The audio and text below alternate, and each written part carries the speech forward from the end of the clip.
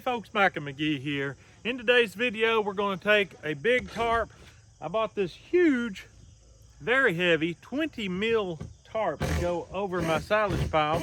What you see here is actually the tarps we used last year, just cheap tarps I got at the hardware store.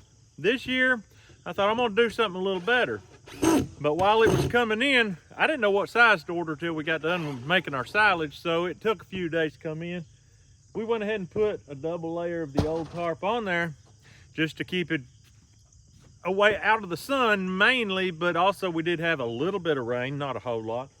But I'm going to leave these two on there because each day we feed twice a day, and after you take it off, you don't want to just leave it exposed, so you cover it back over every time you chore. Well, that tarp is too heavy to want to move it twice a day, so we're going to leave this under. That'll cover the opening, and then the big tarp will cover the rest of it. That's the plan. We're going to take this plywood off. We use the plywood to help form the silage pile, and you talk about warping up. It is warped, it's pulled out of the ground. It's all kinds of crazy, and I'm not sure when we take it off if the silage is going to stay that shape. It may start caving in, caving out.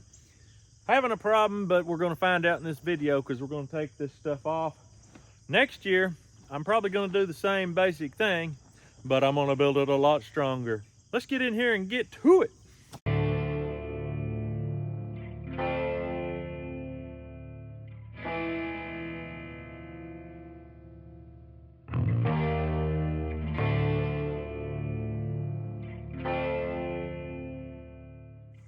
We're getting close to this wall coming on over. I'm not sure how much force is pushing it, but it's going to come when it comes. It's going to not give us any warning.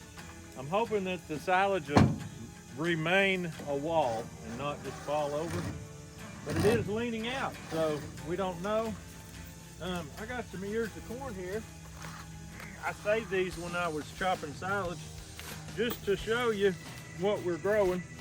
You want to move all that out here just in case it does cave over. This here would be our yellow Guatemalan ear corn. Exceptional if you consider the fact that we are in a drought and were in a drought pretty much the entire time. But this one here, this here shows you my cross with the white Trucker's Favorite and the blue Purple Pride. Not my cross, it's actually Eric Hale's cross. He sent it back to me, and I've been growing it for several years now. But we're about to get this. This corner's gonna have to be unscrewed. It's screwed to that there. Once that comes out, it's gonna go down. It don't look like there's a lot of pressure pushing down here. Here's a pure Purple Pride, and it's very small. That's really what all of my corn would be like, about that size, if I didn't plow under all that crimson clover. That's what made the difference and give us a crop. We ready? That was unexpected. All right, I'm gonna let it go. Oh, look at that. That don't smell good and don't look good. I hope it ain't that way deep in there. If it is, I would definitely wonder why. There's only one thing that I can think would have caused that was out of the ordinary, and that's that molasses. Did that molasses cause it to rot? Or is that just the outside here?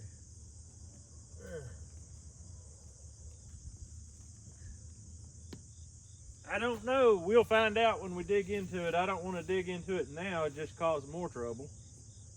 That's interesting right there. That sugar might have messed that up. I don't know. But I only put sugar in that area all the way across. The rest of it was salted. I got a little section right here that's not looking the best either, but right here looks good, so I don't know. We will continue taking this off, and we'll see more as we go.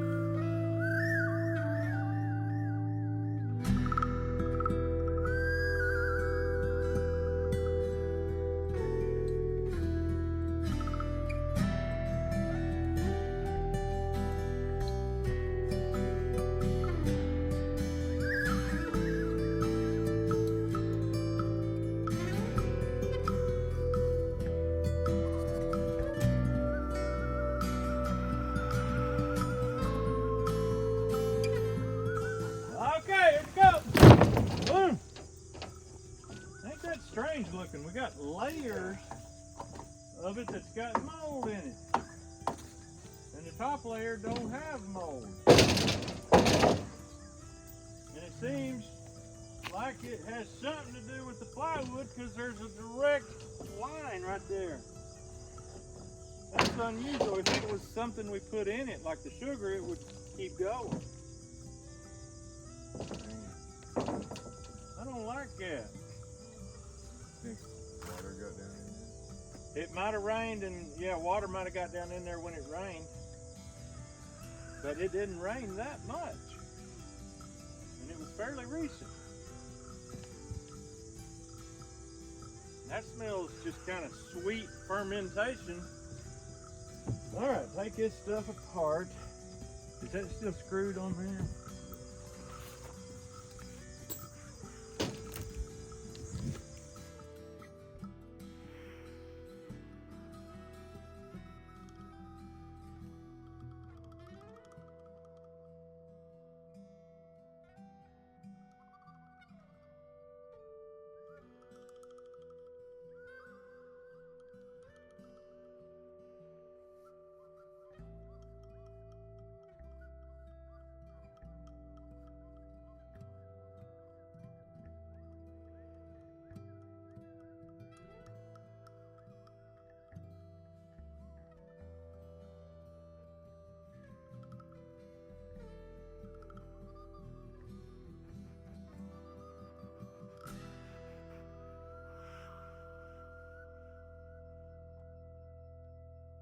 All right, this side is going to be the real deal right here.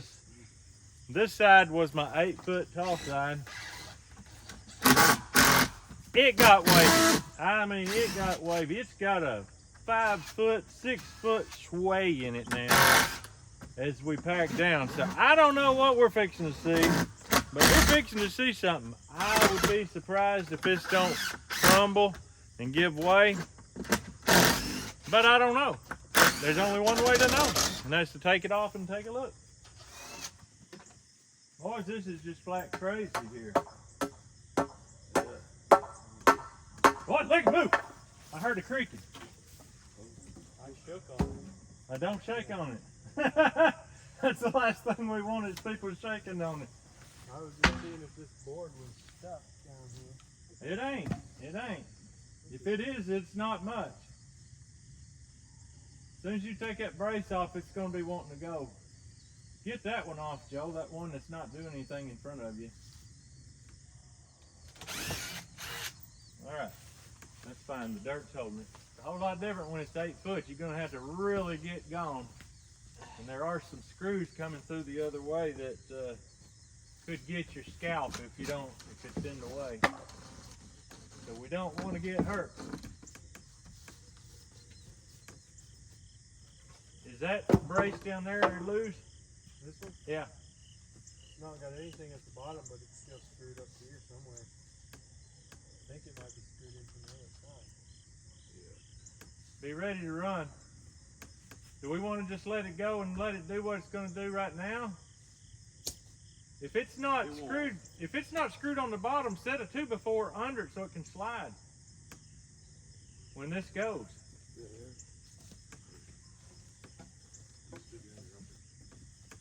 Just leave that, Dave. It'll roll. It'll just uproot because it's not on the ground much anymore. Yeah. Are we ready? Yeah. Watch out, man. It didn't come down. Here it comes. Come on, come on, come on. Boom. Oh man, look at that. Ay, ay, ay, ay, ay. So whenever this moved, the silage just kept shooting over and I just kept packing. That is so strange. And it, Uh-oh. What? That's slowly peeling apart right Yep, it is. It's about to. It's gonna blow. That's kind of what I was afraid of. And it looks good. It's got the right coloration. But it's not cured yet. It takes about 2 months for it to cure, and we're only at about a week right now. So anyway, we're gonna take this wall apart And make sure nobody walks on that section right there. We could push that section on down and then repack it with the tractor. It's probably gonna come down anyway. Yeah, it came down on its own. I'll repack it before we put the big tarp on it.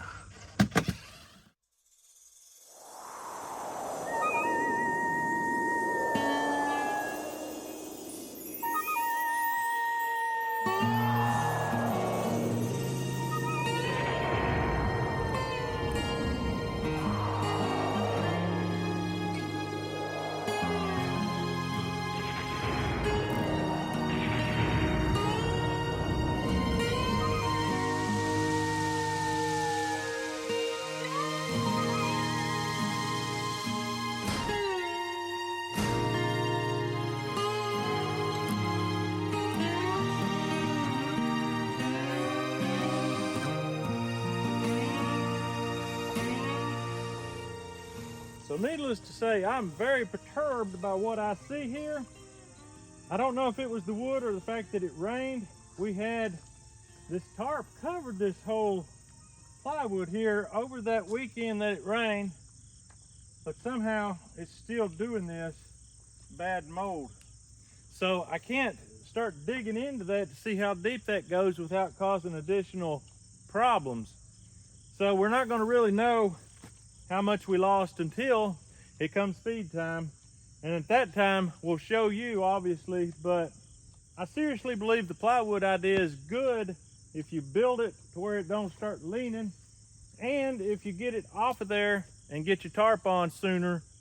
I think, I'm not 100% sure, but we're going to be making decisions as we feed it, and one of those decisions may be not to use plywood again. I don't know. It just don't seem like it worked so well, but I love the formation. I love how it is perfectly flat.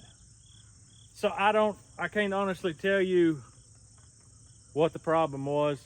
Drop down in the comments and let me know. Here's the tarp I got. It's a 40 by 50 black tarp, 100% virgin, rip and tear proof, UV fade resistant, reinforced edges, strong grommets, waterproof, 20 mil.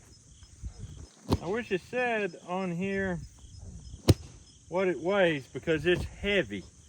It weighs well over 100 pounds. But the boys are getting it opened up, and we're going to see what we've got here. More like here, man. This tarp is absolutely huge. Wait.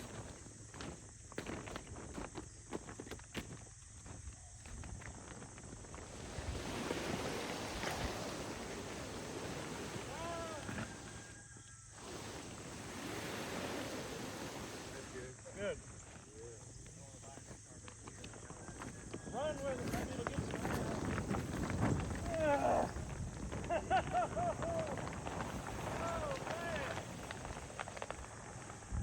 man.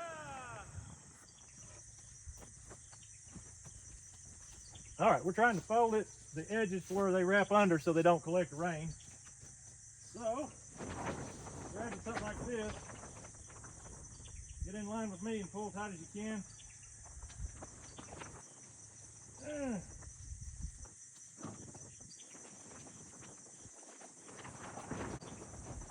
do that.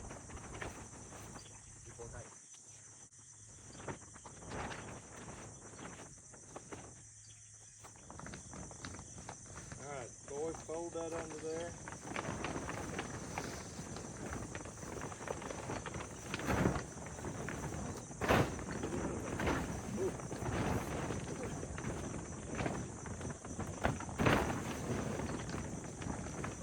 Okay.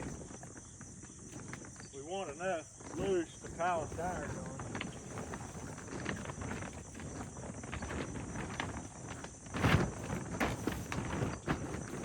We may be about to learn a very serious lesson about how not to make silage. But we're going to learn it. That's all we can do. There's only one way to learn, and that's to try it.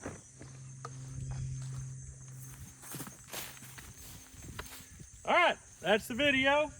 We don't know exactly how bad off we are until in a couple months, 3 months, when we start feeding. We usually don't start feeding silage till it's very cold. I've got a big old trailer load of hay that's got to be fed first. It's going to be a sad day if we get that hay fed up and we're in the middle of the winter and we find out we ain't got no silage to feed. I'm pretty sure that we've got a good bit of this that's going to be cured and appropriate for feed, but I'm also pretty sure that there's a lot on the edges that's not. So that's something that's going to be determined when we feed this winter. I'll do my best to show you, let you know how good or bad it was, but as of right now, I can't say that you need to run out and try this. Just piling it on the ground and packing it seemed to do better. But that's all I know for now. Hope you have a great day. We'll see you on the next video.